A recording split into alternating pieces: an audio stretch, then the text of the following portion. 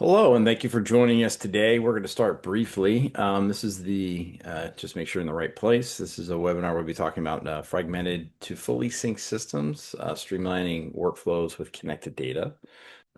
Before we get started, just a couple logistic questions. If you're having any issues, you can use the chat function. We can help you out, try to help you out there.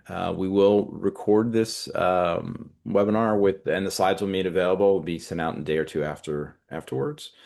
If you have any questions during it, please use the chat function for Q&A. We'll handle questions as they pop up. If we don't get to you, we'll try to get them at the end there as well. So with that, I think it's time to get started. So first, I'd like to welcome the folks who'll be doing most of the speaking, hopefully, here. Liza Quinn from VETRO. Liza, thanks for joining. Thanks, Pete, for having me. I'm excited to be here. I joined VETRO earlier this fall. I spent a lot of my career in this space, including some time at two ISPs and an engineering services firm. So I am familiar with the gap between systems um, and the business processes required to monetize networks. Well, we'll be looking forward to digging into that. And joining Liza is Rick Seaman. Rick is the VP of Product from Sonar. Hey, Rick. Awesome. Thank you, Pete. Really great to join you and Liza today. Just quickly about myself, I joined Sonar about 5 years ago, and prior to that, I too was in the operator space, running an ISP here in Ontario, Canada. Everything from fixed wireless to fiber to business services, VoIP, you name it. So really interested to dive into this topic. As likewise, I've got some perspectives from either side of the fence.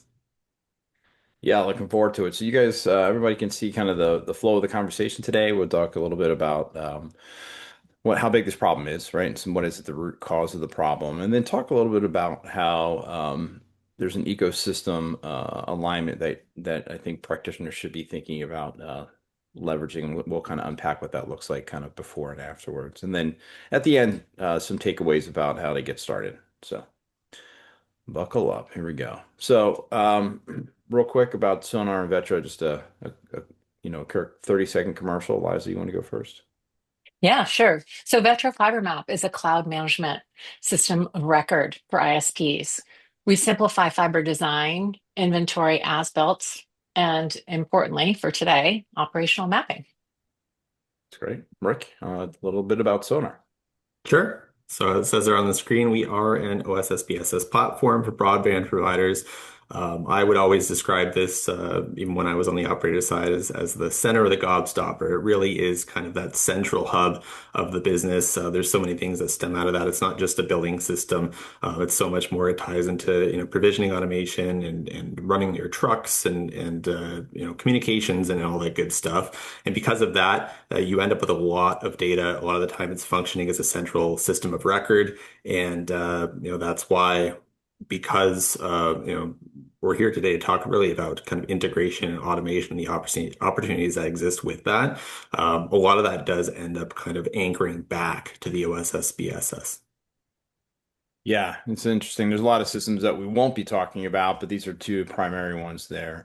But I think conceptually, it's the right idea about how do you think about this ecosystem or a network of vendors that are working together on your behalf instead of against you, right? So, why are we having this conversation, right? I mean, these couple statistics, the sources will be dropped are in the notes if you want to take a look at that. But, you know, surprisingly, about a third of the folks have systems that are integrated, right? And, I don't know if that's a surprise to you guys. And that it looks like the market's just fine trying to wrestle with reconciliation of data. Like kind of we've always done it this way. This is how it's built.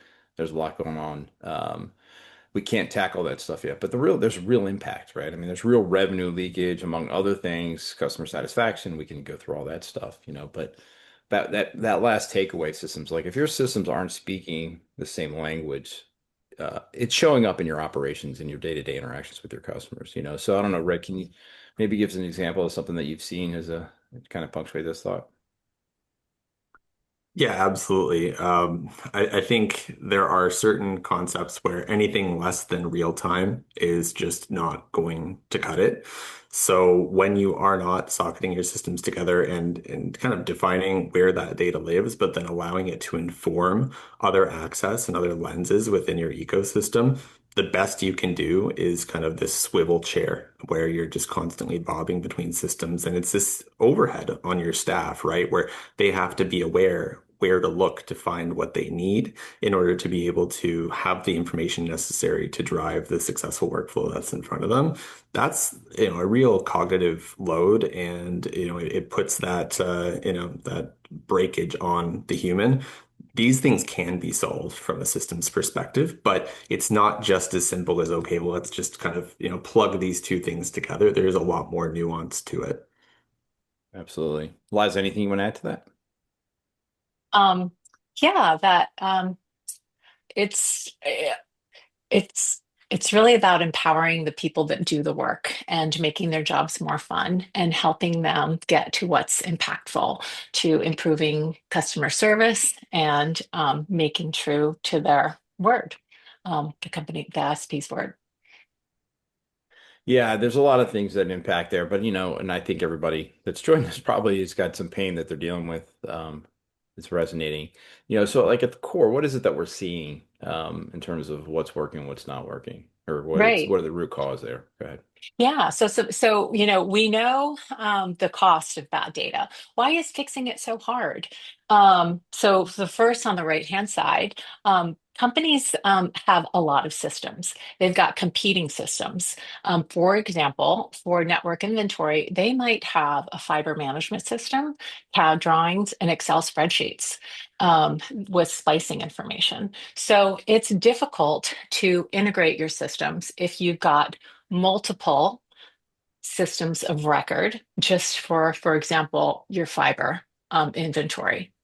Next, we have this data quality drift, and that is the entropy that we see from having changes not immediately captured in the systems, to Rick's earlier point.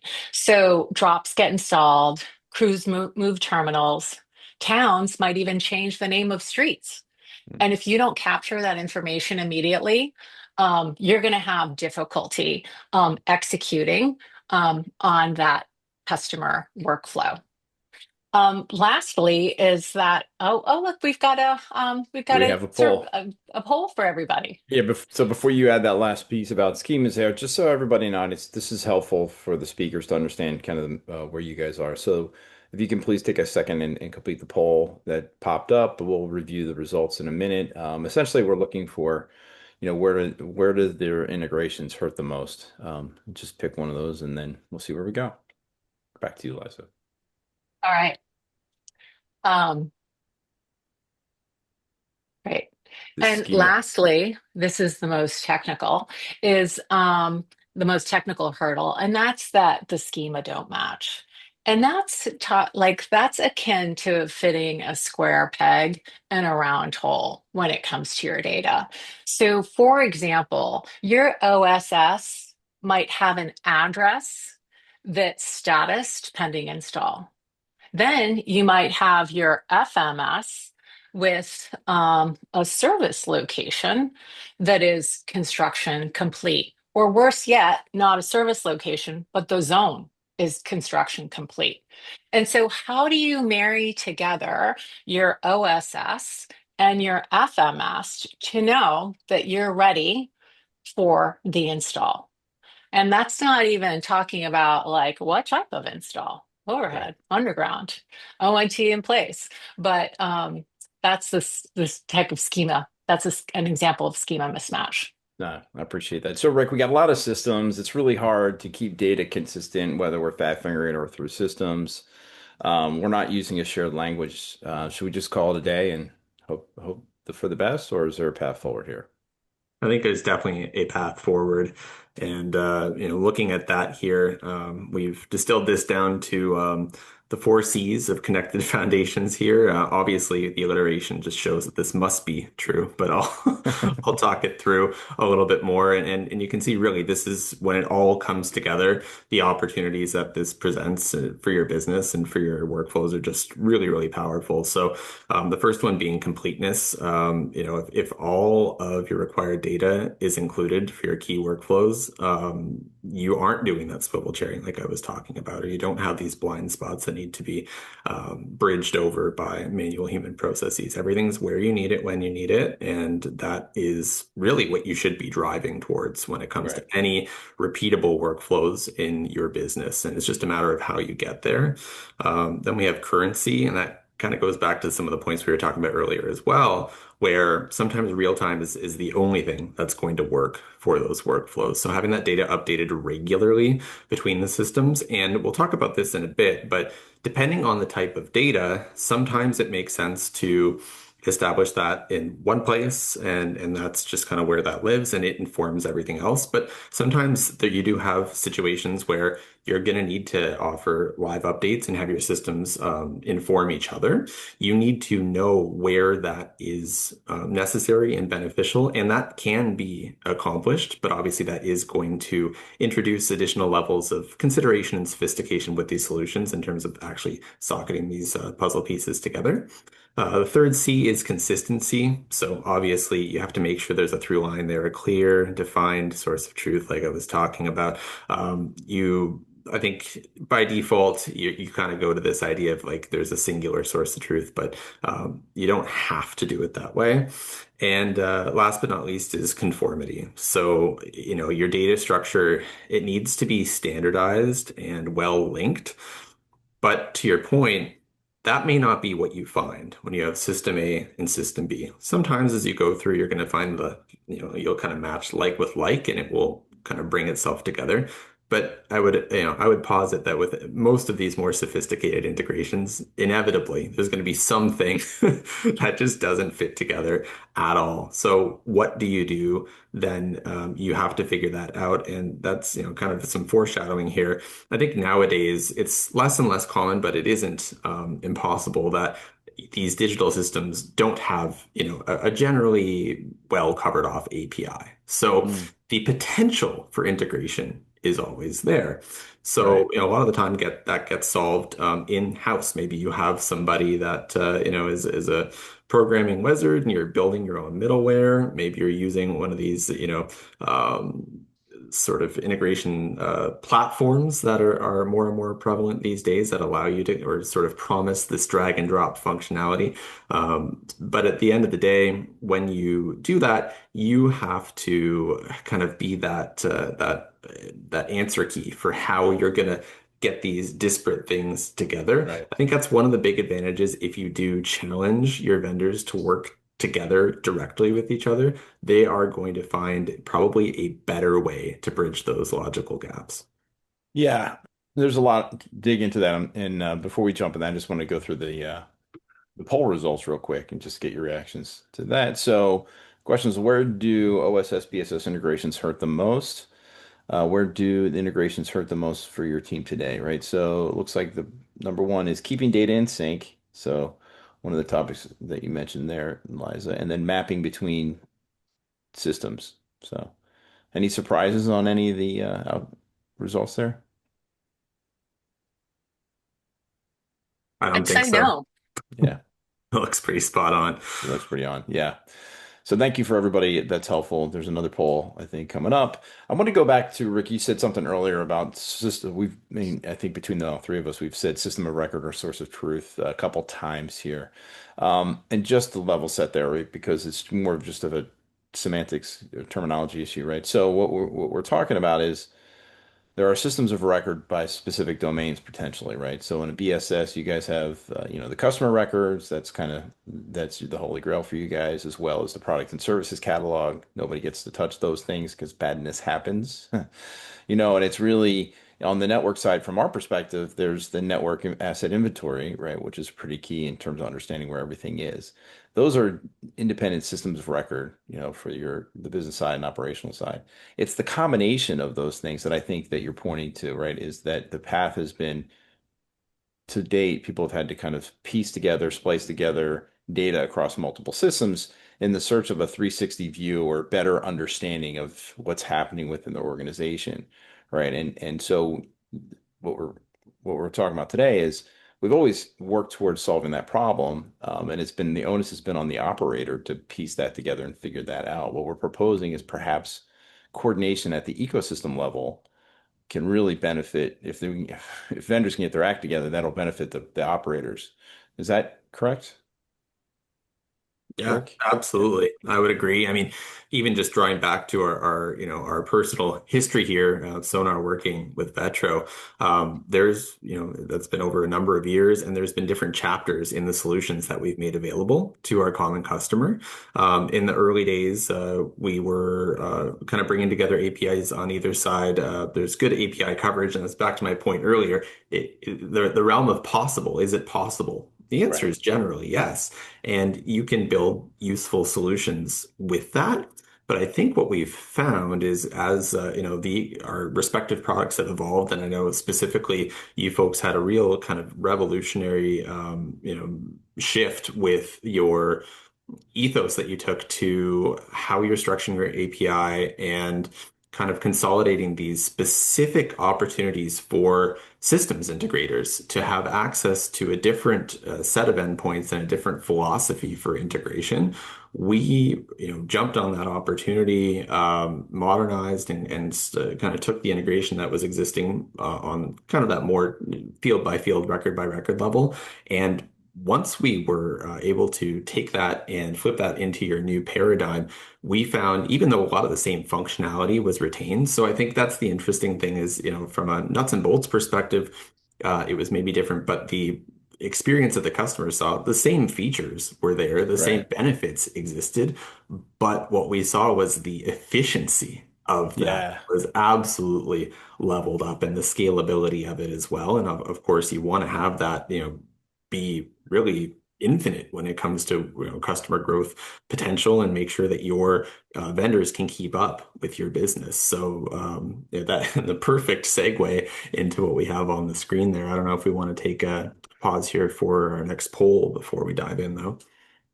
Yes, so that's a good point. It's a great tee up. Thank you. So the next poll question is, how automated is your OSS to your FMS integration today? Yeah, it looks like it cut off. So if you can answer that anywhere from manual to not yet to rock and roll, that'd be great. Just to come back to your point, I mean, it's hard to understand if you're not an engineer or developer to understand the complexity with who you're dealing with. So you were kind enough to kind of show us kind of a before and after example of what life looks like from just a logic perspective to simplicity. And do you want to just walk us through it real quick? For sure. So besides the whole obvious, red's bad, green's good. You don't have to be an engineer to see that, you've kind of got your spaghetti monster up top. In my mind, goes to those network cabinets that you promised yourself you'll go and clean it up later. It kind of looks like one of those. In there, if we kind of zoom in on some of these topics or functionalities that are represented in the top diagram, you have a lot of things that you become responsible for. So the way I think about that is up top is you've got the APIs and you're going to build yourself a solution. So what does that look like? It's not just a matter of kind of having endpoints on the left and endpoints on the right and finding the common pairs, but you're responsible for all of the logic in between. So you have to engineer in things like logging, error handling logic, that sort of thing. Otherwise, when it breaks, you won't know, and updates fall between the cracks, and it's really as good as not being there at all. But you're also responsible for things that maybe aren't even necessarily represented in this diagram, like, you have updates from your vendors, and you're playing cat and mouse in terms of, are there any changes or new opportunities that you want to integrate? So I think that is maybe one of the big lessons with the concept of integration. Really never is it one and done. you have the snapshot in time of when you evaluate your needs and you go and build something. Sometimes by the time you're ready to launch it, something has already changed or there's a new opportunity that you want to kind of fold in. So it is something that you kind of have to commit yourself to own and understand that there's going to be inevitably iterations that you need to kind of loop through. So with all of that in mind, when you look at the diagram on the bottom, this is your experience if you have the good fortune to leverage one of these out-of-the-box integrations from vendors that are working together in lockstep. You're sitting down in front of your graphic interface on your platform. You're enabling an integration. Obviously, you're going to have to go through secure authentication. Generally, that's through API keys, whoever the case may be. Maybe setting up permissions. So there's some table setting, and then of course, once you have the authentication, you're going to have to. There's going to be some knobs and levers to twist and pull, right? So you're going to be mapping together how you want to have your records handle. Maybe you turn on a part of it and keep another part off. But that's all kind of set it and forget it type of settings. Once you have that ready and you press the magic button, it does its thing. Your records are going to sync, the ecosystems are going to be brought together, and then, kind of incrementally as data changes in its respective locations, those updates get peppered back to your other systems and the ecosystem comes alive. So, you're able to displace all of that messiness about, how error handling happens and what happens in these failure scenarios and, putting the onus on the vendors to work with each other and make sure that they are continuing to apply any sort of changes or modernizations on either side of the fence. You don't have to, kind of absorb that burden into your organization. Yeah, those are great points. I just changed slides and then poll popped up. Sorry. So answers are back. It's wow. Okay. About half of the respondents are not integrating FMS with Wow. OSS and BSS, which is interesting opportunity for improvement. I don't know, Liza, how do you react to that? Yeah, surprisingly high. I A lot of our customers will do batch exports, imports, so not integrate at all. It's a great opportunity to improve your service activation process, accelerate revenue, and reduce friction for Yeah. employees. The process that Rick just described has a real staffing implication, and it's those people that can maintain those APIs are typically single-threaded, and it's a vulnerability. Yeah. So also, Liza, Rick shared this example of kind of a peek behind the curtains on the left-hand side there, what to us non-technical people what code looks like, and then to the right-hand side, what the experience looks like. And is there, give us a little talk track on that? Yeah. So what we found at VETRO, we looked at trouble tickets in the 12 months related to Sonar, VETRO and Sonar, in the 12 months preceding that out of the box integration, and the 12 months just after. Just after, all trouble tickets for customers that were using this out of the box integration and not, so our entire universe of Sonar tickets went down by over half. They more than halved. So Wow. it's reliable and light lift to implement, but then also reliable and low maintenance. Yeah, I mean that's savings on everybody's side in terms of tracking stuff down just to get your job done. So Yep. that's helpful. So we talked about the how, right? I mean, in the how we get these things done. Let's talk a little bit about the why, right? So Liza, this is a potential uh, actual live customer that you had the opportunity to map their workflows here. Maybe just walk us through kind of the day in the life, and then we can see what the promised land might look like. Yeah, so day in the life of a program administrator and operations manager who sits in the middle of all of these systems. And this is the manual API model that some of you may have that responded may be living today. So you've got one person that is sending addresses for locations to the engineering firm. Heaven forbid they have to send updates for that same service area of those addresses and manage version control. They might also be receiving calls from the field crew with updates on a splicing change, and updating wherever that information is held, or maybe that just stays in an Excel spreadsheet somewhere or in somebody's inbox. They may also be servicing requests from customer service. So there's new construction. It's within a service zone. Can we service it?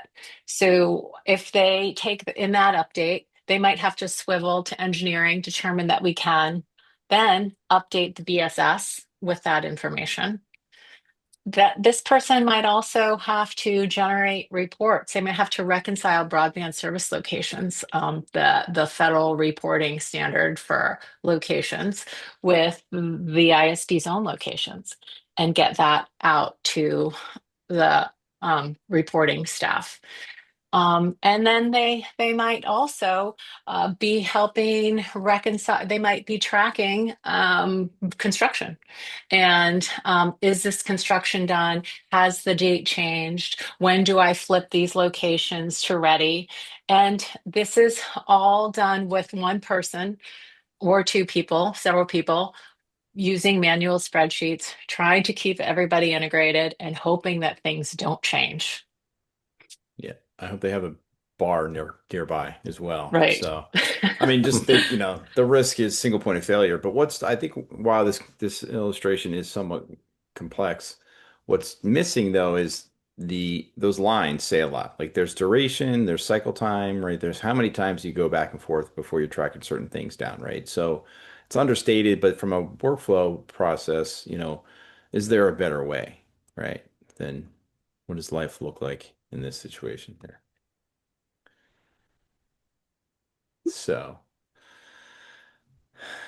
um, yeah, so same kind I, of workflow, right? But instead of having the individual as the primary point of contact, there's a collaborative platform or platforms where multiple stakeholders have access to, either through mobile apps or from a desktop on the BSS side. There's multiple role-based views into this whole thing. So, I don't know, Rick, if you want to highlight anything here.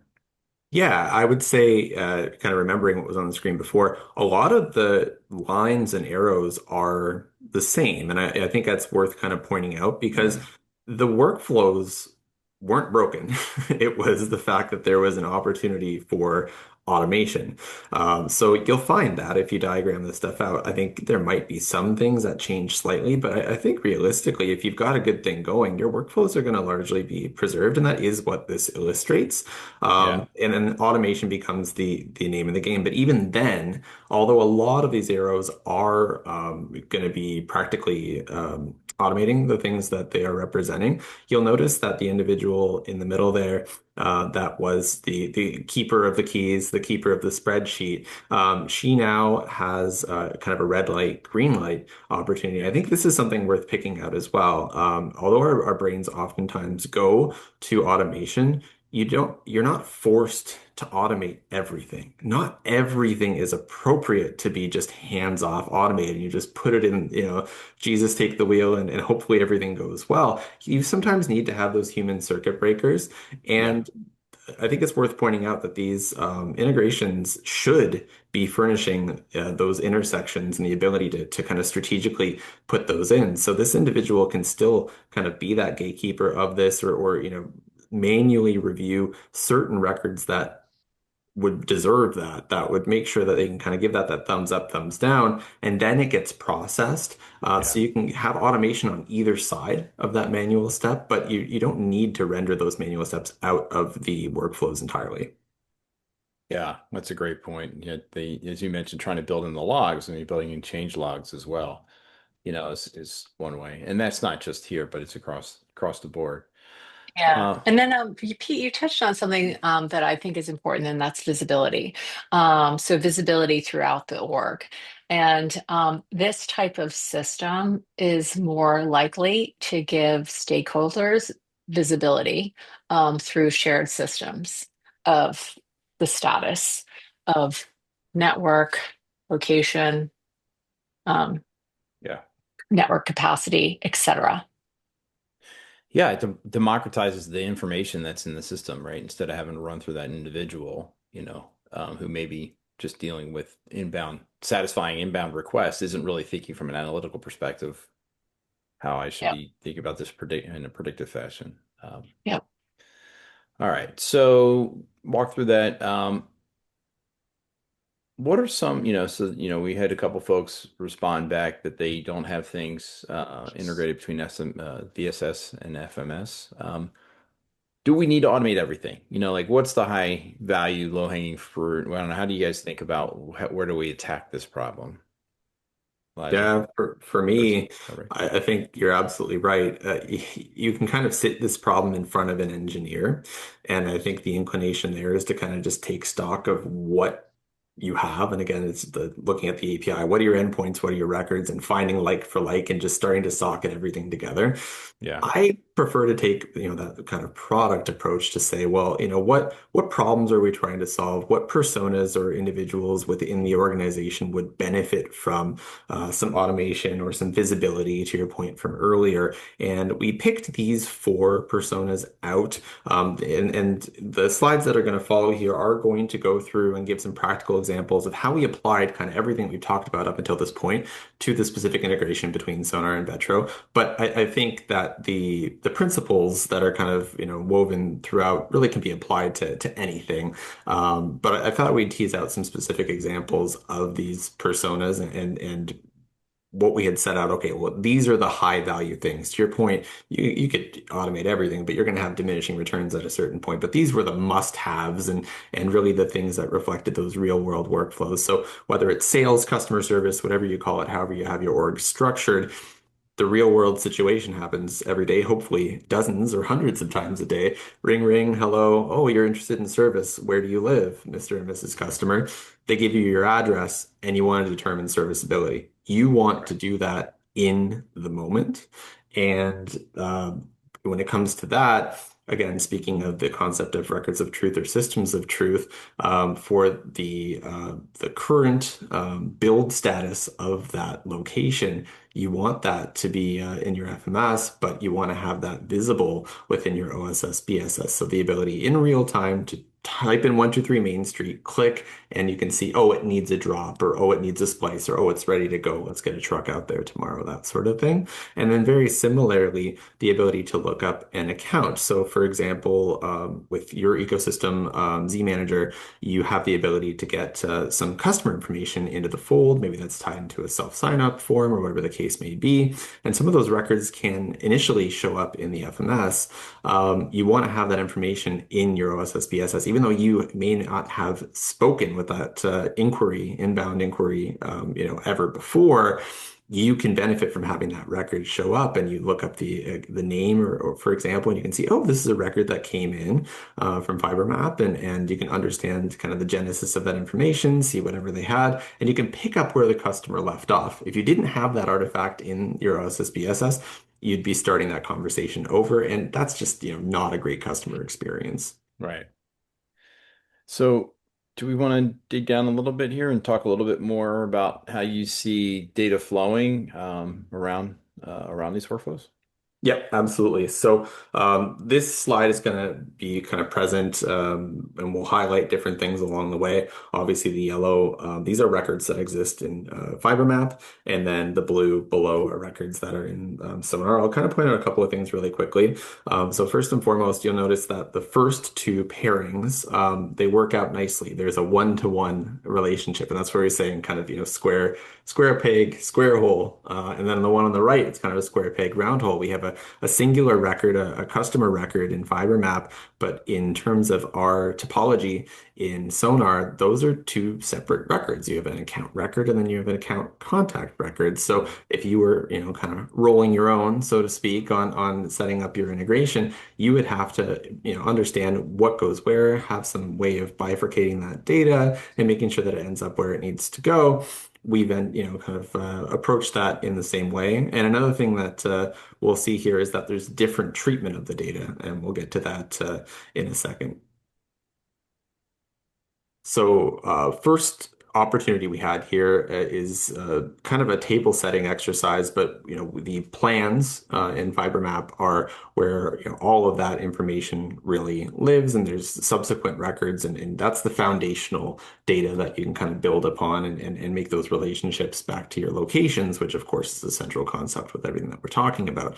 We have a parallel concept in Sonar called the network site. So this is an interesting example of where you probably would want to have some kind of gatekeeping. You don't necessarily want every plan to come into Sonar as a network site. You do a lot of planning, you do a lot of discovery and ideation, and you may want to manually gatekeep, okay, this thing is real now. We're actually breaking ground. We want to start getting that data into Sonar. So what we did is we set up a logic in the in Sonar, so you can either just automatically bring them over if what I described isn't relevant. You're just like, no, everything that's over there I want over here, or you can have it be manually in a queue. And so basically, that's what it is. If there's a new plan that's detected, you go into the queue in your Sonar user interface, and it'll bring it in, and you just say yes or no. I want that. I want to bring that in, or I don't. Or that's where the mapping comes in. You can see you can create or map. You may have an existing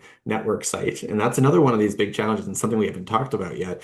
You have two separate records of truth. Before you bring things together, you have two systems and you have two pools of data. Sometimes that means that you have disparate records that need to be brought together, but maybe they're named dissimilarly, or there are situations where the logic could never know that blue goes with fork.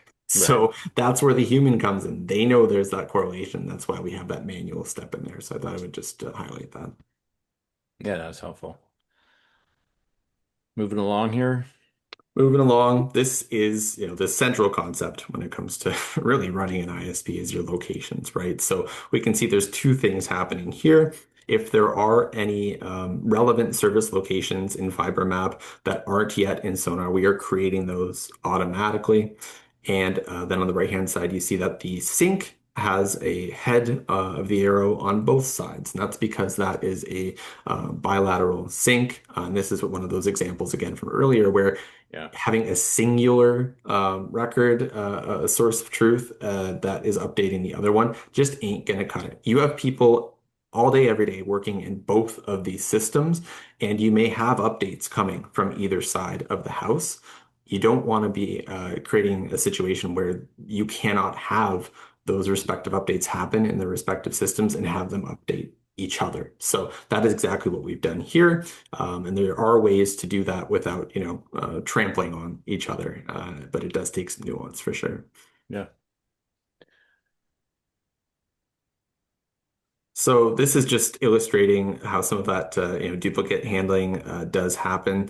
So I was talking about it kind of in the context of the the plans and the network sites and Sonar before. Now this is showing how it happens with service locations. If we detect a new service location and there is duplicate information, you need to be able to handle those in different ways. So you can see here in this table, you have three options. You can link the duplicate to an existing record in Sonar, Mm, which I think a lot of the time would be the happy path if they are in fact related to each other. And there is logic in Sonar that actually says this is the one that we believe is related to it. So it reduces that manual overhead. But also, again, there may be nuance in the data that isn't necessarily even picked up by the logic. And it's like, actually, I do want to create a new one because of some mm, exemplary situation. Well, you can do that in a single click by choosing that create. And then the third option is it's just some oddball artifact that you just don't want to see and don't for some weird reason has to exist over here. You don't want it clogging up your view over in system number two. You can hide the record. And that's the kind of thing that you can't do with middleware, right? right. These are workflows that exist natively within the software, and it empowers your teams to get hands-on with it without having to log in somewhere and check out what's failed. Yeah, no, that's great. Again, the configuration management capability. And last on the customer records. Yep. So real quick here again, this is an example of a case where we can bring this information in. But unlike the service location, the expectation is you guys may get informed, like I said, generally it's through Z Manager, maybe it could be manually put into the records, but you're not wanting to own that customer information. And in the big picture, the OSS BSS, that's that domain of truth, right? So this is a handoff where we want to know if there's any new records that are existing in FiberMap. We want to get them into the OSS BSS and we want to own them for there on out. So you'll see that there is no synchronization happening here. We bring those records in, and when we bring them in, we actually go back and we make a little notation against the field in FiberMap saying this is now owned by Sonar. This is the ID of the record in Sonar. So just in case anybody happens upon that record in FiberMap, they understand that that baton pass has happened and they know exactly where to pick up with that live record in Sonar. Yeah, I mean, thanks for walking us through this. I mean, this is really just four attributes, right? And you have to have all this discussion and decision around each one of those. So, how many more attributes are we not talking about? But those are still things that need to be addressed if you're going to roll your own and do it your own way, right? So you can get a good sense of the scale of the situation, the complexity that people are dealing with. And then this is a little video, I think, that we're going to run through just to help illustrate what you're describing. Yep. So Liza had mentioned earlier the idea of visibility, or you said the democratization of information. I think this is a really good example here where you can see records that exist in Mhm. FiberMap, and you can allow anyone with access to your OSS BSS to have read access so they can visibly see this information. So if you want to hit click play there, Pete, you'll see we're going to go into the native map within Sonar, and we're going to turn on a map layer for one of these plans. And we'll zoom in. You can see that there are different drops and elements here, and it's interactive. So we can click on it. We can see the zone information on the right-hand side. All of the attributes are showing. I think we're going to click on a drop next or a lateral. And again, as you click through these different elements, it's interactive and you can see the related records. You can see all of the metadata or field data there on the right-hand side. So the details are incredible. But the nice thing about that is if your teams can benefit from seeing that information live in Sonar, that's fantastic. I think a lot of the time, if this information wasn't made visible in your OSS BSS, you wouldn't take that step to then create a login for certain individuals or personas within Mm. your organization because they're non-technical or maybe it's just not tenable to have them in too many different ecosystems. So this is a great example of us being able to access that information, pull it into the API, make it visible. But again, there is no right information to that. You're not tending that garden within Sonar. It's purely informational. Yeah, it's pretty slick. And then here we go. Did I? Yeah, last but not least here, this is very simple, but this goes to the persona of, I think I gave an example on the earlier slide of like a network engineer. You may have workflows where you're working in both systems. There's things you need to do in Sonar, there's things you need to do in FiberMap, and we just kind of put in a real easy way to jump in between. This is more of a nice to have kind of friendly thing, but it's the kind of thing that once it's there, you really, really get used to it. And again, this is the kind of thing that you will not be able to bake in with a middleware solution because it's all about having that native access. If you want to click play, you're going to see a single click happen here. There's an open in FiberMap button, click, and it opens a new tab. So again, this isn't going to win any innovation Ta-da. awards, but Yeah. the personas that use this every day are very happy that it's there. Yeah, I mean, just cutting out swivel chair and all the other things as much as we can. So it's pretty slick. We did have a question that popped up. So that says the question is, how can the workflow between VETRO and Sonar work alongside an online checkout system? That's a great, great question. I know, Liza, when we were prepping for the webinar, this was one of the things that you had brought up. So, did you want to speak to this one? No, you go. You start. Sure. So the great thing about this is and this is the way I would do it. So a lot of these online checkout systems and the ones that we have integrated, for example, they are looking to Sonar for that information on the service locations or the serviceability statuses. But like we had talked about, that information is being informed through fiber maps. So one of the things that wasn't illustrated in terms of the relationships of data on my slide was we have brought together zone status and we've correlated that with serviceability status in Sonar, which is an attribute of the serviceable address record. So we are being informed in real time of the zone status that address is a member of. So again, back to my example, okay, it needs a drop. You can have your self sign up ecosystem query Sonar's API to understand when they put in 123 Main Street, what is the current status, and then you can use that to inform whether or not they can just do a sign up, or if they need to go into some sort of ticket queue because you need to put them on a waiting list or whatever the case may be. So I would say that was the ability is there to be indirectly informed from the information, and that way you're not having to go out to multiple systems to do that check. You can Right. check with Sonar, and the information's there, but we aren't the keeper of that data. Ultimately, that still is owned by FiberMap. Hopefully, that I explained that okay. Yeah. Yeah, you did. And I would just add, yeah, so serviceability can be turned on for a zone, and then all of the locations can inherit it, and that can happen in real time. And like Rick said, that data can also be enriched with whether a drop is already there. So do you need to send two crews out or one crew out? Maybe someday, when an ISP is ready, they could use this integration to provide self-installs. So is an ONT, not only is a drop in place, but is an ONT in place? And is that an option that we give customers? I love that. So Yeah. pretty slick.